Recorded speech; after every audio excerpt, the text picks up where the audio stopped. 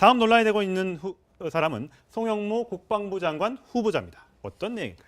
네, 고액의 자문료가 지금 문제가 되고 있는데요. 관계자가 채널A와 인터뷰에서 이렇게 얘기했습니다. 함께 들어보시겠습니다. 율천에서는 고문으로 활동 시 연봉 1억 5천만 원 내외. 지금 말씀드린 거는 거의 틀림이 없다. 자, 연봉 1억 5천만 원, 연봉 1억 5천만 원이었습니다. 저것도 굉장히 큰 돈인데 실제로 지금 드러난 것으로는 월 3천만 원입니다. 연봉 따지면 3억 6천이고요. 3년 동안 일했으니까 10억입니다. 10억을 받았어요. 아, 참 많죠. 예. 네. 자문료입니다. 이게 뭐 정식으로 일해서 어떤 뭐 사장이나 이렇게 취임해서 한 게 아니라 자문료로 받은 거예요. 솔직히 말씀드리면 자문료라고 하는 거는 뭐 직책이기 때문에 방산 관련된 사건을 갖고 오라는 겁니다. 그 사건을 하는 거지 수주해 와라. 수주회화라고 표현하는 게 제가 맞는지 뭐 저도 그 업계에 있기 때문에 네. 저 사람들이 변호사도 아닙니다. 잘못하다가는 변호사부 위반이 될 수가 있어요. 근데 이제 저렇게 큰 돈을 준다는 거는 그렇게 크게 사건을 가지고 온 게 아니냐. 본인이 뭐 일할 수 있는 상황도 아니, 회사가 아니고요. 법률회사가 네. 뭐 바보가 아닌 이상에 저런 막대한 돈을 공짜로 안 주면서 줍니다. 공짜로 주겠습니까? 더 뽑아먹죠. 예. 예. 그래서 지금 10억 정도를 했다라는 거는 뭐 큰 또 많은 사건들을 했다고도 볼 수도 있고요. 예. 자문을 하면서 고문을 하면서 법률 관련된 본인이 특히 했던 일 중에 맡았던 일 중에 뭐 해군이라든지 방위사업청이라든지 그럴 가능성도 있기 때문에 자. 돈도 돈이지만 예. 그런 부분도 사실 문제가 될 수가 예. 있습니다. 자, 광명 차장이 겸직 허가 신청서 과거에 이 송영무 후보자가 냈던 겸직 신청서를 좀 화면으로 띄워드릴 테니까 보면서 좀 설명을 해주세요. 네. 돈도 돈이지만 내용들이 좀 황당하더라고요. 네. 돈 자체가 아니라 이 내용을 한번 좀 뜯어볼 필요가 있습니다. 예. 국방과학연구소에 근무하면서 겸직 허가 신청서 지금 자료가 아직 안 나오나요? 네. 그때 낸 게 있는데 네. 거기에 이제 겸직 사유, 뭐 직위 기간, 근무 시간, 그리고 보수 이런 걸 적었거든요. 예. 쭉 나옵니다. 근데 저희가 주목해야 될 거는 여기서 보수인데요. 본인이 자필로 적었고요. 거기에 보면 월 약간 활동비 정도라고 적었습니다. 네. 근데 네. 월 약간 활동비가 월 3천만 원이었던 겁니다. 3천만 원이면요. 약간 활동 네, 약간 월 예. 약간 활동비. 그 약간이라는 돈 3천만 원이 제가 찾아봤어요. 이게 얼마나 큰 돈인가. 중소기업에서 최근 나온 조사인데 중소기업의 사원급의 평균 임금이 얼마인 줄 아십니까? 어느 정도 되겠습니까? 한 200만 원 받습니까? 네. 그러니까 연봉이 2,700만 원입니다. 그러니까요. 예. 평균 임금. 그러니까 한 달에 다 받았네요. 네, 네. 근데 그 연봉 어떤 사람들은 한 1년에 걸쳐서 받는 돈을 월 약간 활동비로 받은 게 3천만 원이었던 겁니다. 우리 과거에도 그 뭐 총리 후보자 무슨 장관 후보자들 전부 다 저 나오잖아요 지금 네. 율천 고문에 2009년 1월 1일부터 주 2일 14시간 근무하고 월 3천 받은 거예요. 그게 이 문제가 좀 심각한 게 뭐 일단 그 송영무 후보자 입장에서 억울한 면도 있겠지만 문재인 정부의 핵심 아젠다가 적폐청산 개혁입니다. 예. 그중에서 검찰 개혁도 있는 것이고 이른바 방산 비리가 핵심으로 그렇죠. 떠올라 있습니다.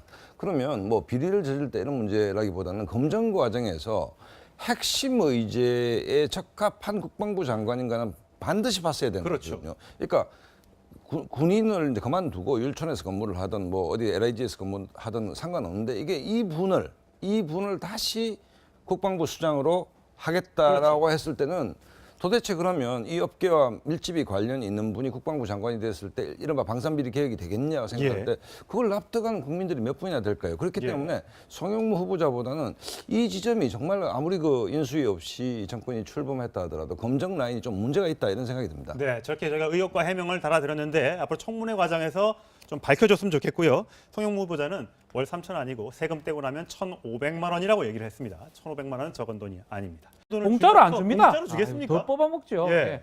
그래서 지금 10억 정도를 했다라는 거는 뭐 큰 또 많은 사건들을 했다고도 볼 수도 있고요. 예. 자문을 하면서 고문을 하면서 법률 관련된 본인이 특히 했던 일 중에 맡았던 일 중에 뭐 해군이라든지 방위사업청이라든지 그럴 가능성도 있기 때문에 자. 돈도 돈이지만 예. 그런 부분도 사실 문제가 될 수가 예. 있습니다. 자, 광명 차장이 겸직 허가 신청서 과거에 이 송영무 후보자가 냈던 겸직 신청서를 좀 화면으로 띄워드릴 테니까 보면서 좀 설명을 해주세요. 네. 돈도 돈이지만 내용들이 좀 황당하더라고요. 네. 돈 자체가 아니라 이 내용을 한번 좀 뜯어볼 필요가 있습니다. 예. 국방과학연구소에 근무하면서 겸직 허가 신청 다음 논란이 되고 있는 사람은 송영무 국방부 장관 후보자입니다. 어떤 내용일까요? 네, 고액의 자문료가 지금 문제가 되고 있는데요. 관계자가 채널A와 인터뷰에서 이렇게 얘기했습니다. 함께 들어보시겠습니다. 율촌에서는 고문으로 활동 시 연봉 1억 5천만 원 내외. 지금 말씀드린 거는 거의 틀림이 없다. 자, 연봉 1억 5천만 원, 연봉 1억 5천만 원이었습니다. 저것도 굉장히 큰 돈인데 실제로 지금 드러난 것으로는 월 3천만 원입니다. 연봉 따지면 3억 6천이고요. 3년 동안 일했으니까 10억입니다. 10억 정도 10억을 받았어요. 평서 자료가 아직 안 나오나요? 네. 그때 낸 게 있는데 네. 거기에 이제 겸직 사유, 뭐 직위 기간, 뭐 근무 시간, 보수 이런 걸 적었거든요. 예. 쭉 나옵니다. 근데 저희가 주목해야 될 거는 여기서 보수인데요. 본인이 자필로 적었고요. 거기에 보면 월 약간 활동비 정도라고 적었습니다. 네. 근데 네. 월 약간 활동비가 월 3천만 원이었던 겁니다. 3천만 원이면요. 약간 활동 네, 약간 월 예. 약간 활동비. 그 약간이라는 돈 3천만 원이 제가 찾아봤어요. 이게 얼마나 큰 돈인가. 중소기업에서 최근 나온 조사인데 중소기업의 사원급의 평균 임금이 얼마인 줄 아십니까? 어느 정도 되겠습니까? 한 200만 원 받습니까? 네. 그러니까 연봉이 2,700만 원입니다. 그러니까요. 예. 평균 임금. 그러니까 한 달에 다 중소기업- 받았네요. 네, 네.